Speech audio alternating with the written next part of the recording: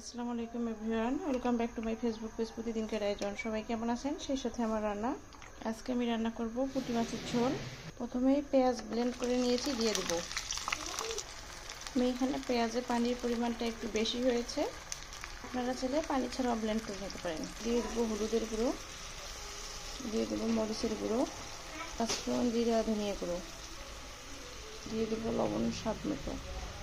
সবগুলো মশলা ভালো করে মিক্সড করে কষিয়ে নেব। পুঁটি মাছ পরিষ্কার করে ক্লিন করে নিয়েছি, কেটে বেছে। এদিকে মুলো শাক সিদ্ধ করে নেব। পুড়ে না যায় যাতে লক্ষ্য রাখতে হবে। আমি অনেকক্ষণ কষিয়ে নিয়েছি, প্রায় 8-10 মিনিটের মতো। এ পর্যায়ে মাছ অ্যাড করব। অবশ্যই ব্লেন্ড করা পেঁয়াজ দিলে মশলাটা ভালো করে কষিয়ে নিতে হবে, নাহলে কিন্তু পেঁয়াজের কাঁচা গন্ধ বের হবে।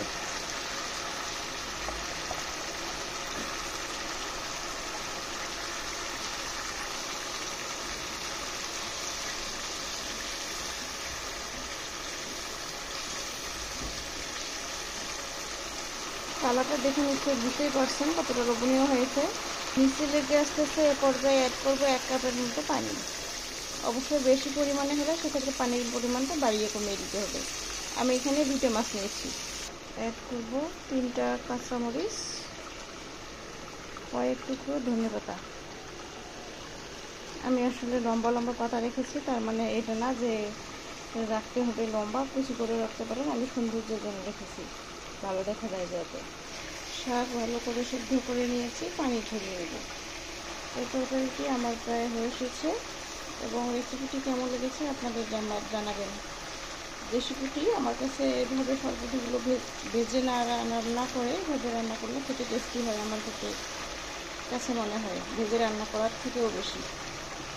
এক একভাবে রান্না করার টেস্ট আসলে এক এক রকম। এখন আমি এই কড়াইতেই সরষের তেলে শাকটা ভেজে নেব।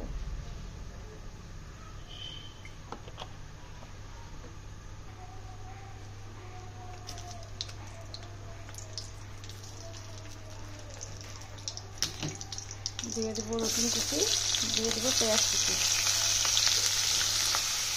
যে কোনো শাক ভাজির ক্ষেত্রে সরষের তেল দিয়ে করে দেখবেন, আর এভাবে করে দেখবেন, খেতে কিন্তু অনেক টেস্টি হয়। আর যারা সরষের তেল পছন্দ করেন না, তারা চাইলে স্কিপও করতে পারেন। তার বদলে রান্নার তেল অর্থাৎ সয়াবিন তেল ব্যবহার করতে পারেন। চাইলে 2 প্রকারের মরিচও অ্যাড করতে পারেন শাক ভাজির ক্ষেত্রে, তাহলে কিন্তু খেতে অনেক টেস্টি হবে আরও।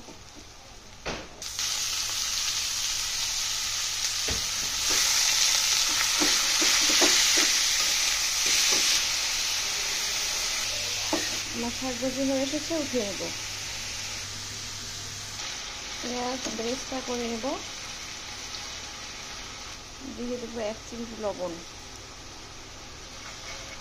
এবার কিছু পেঁয়াজু বানাবো। আসলে ডাল মিক্সড করে রাখা ছিল, সরি আমি ভুল বলেছি, এটা আমার ননদ পাঠিয়ে দিয়েছে আমার জন্য। আমি সব সময় রাখি এরকম করে, সেজন্য ফ্রিজ থেকে বের করেছি, আমার মনে ছিল না।